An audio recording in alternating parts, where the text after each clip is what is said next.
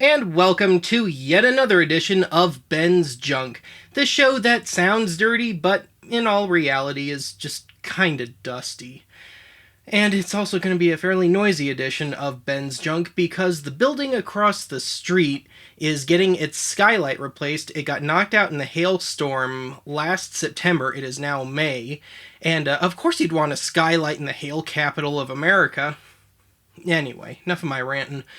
As it happens way too often when I make archive, it seems like just after I finish an episode, I find the thing that I was discussing in the episode and actually acquire one.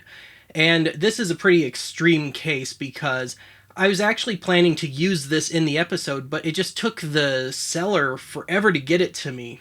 So here's what happened.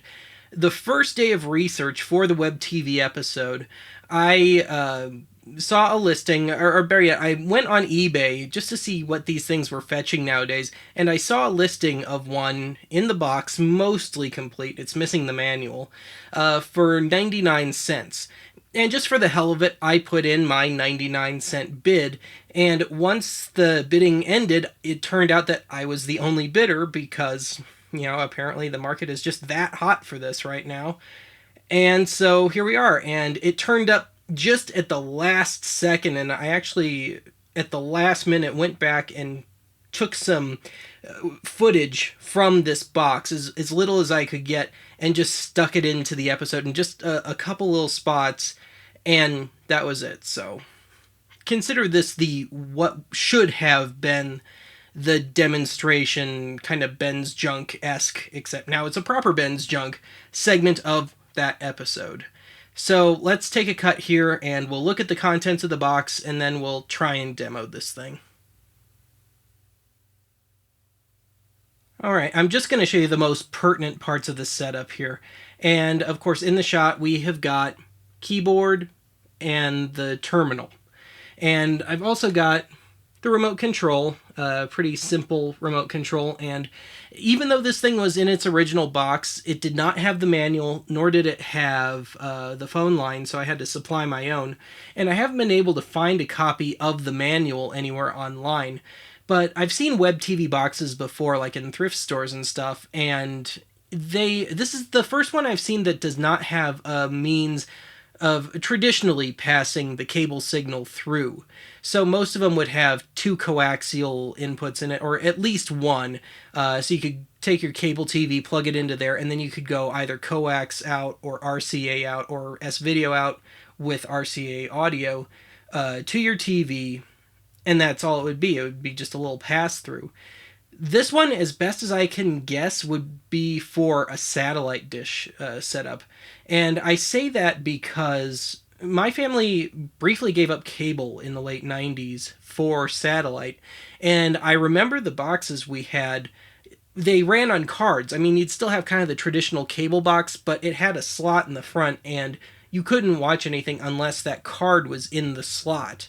And this, if I pick it up here, has a slot on the front. So that's my guess. And if I remember right, the big 10-foot dishes, stuff like some of the later video cipher units ran on the card system too. But anyway, there's nothing too special on the back here aside from the fact that it has a printer port, which is kind of nice. But yeah, as I mentioned, construction across the street.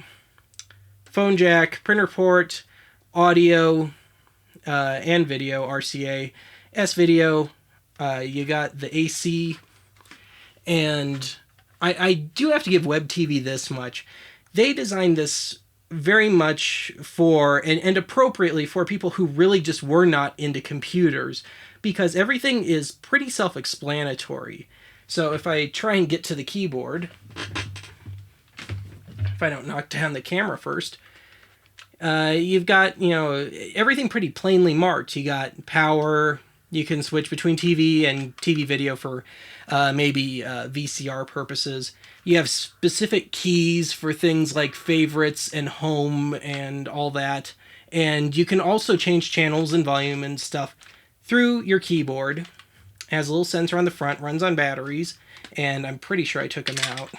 Yeah. There were batteries in here. of the original variety, and the thing was corroded. The two were corroded very, very badly, and so I had to clean it out. But anyway, there you go. Let's try and demo this thing as much as you can these days, which isn't saying much.